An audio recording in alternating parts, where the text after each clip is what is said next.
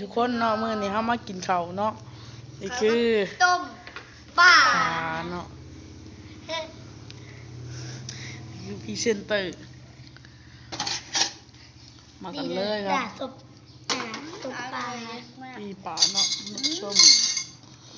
แซ่บๆเนาะปลากดเนาะเดี๋ยวคอยสีให้ดูเดี๋ยวทุกคนเนื้อปลาเนี่ยเดี๋ยวทอดข้าวเหนียวทอดเดี๋ยวข้าวเหนียวทอดจะลงมาเลยพรีเซนเตอร์เนาะท่านผู้ชมมากินข้าวน้ำกัน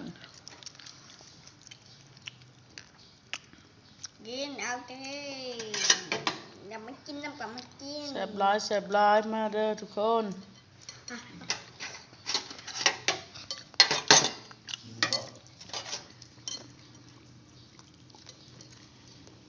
อันนี้บึงเยอะบึงเลยเจียว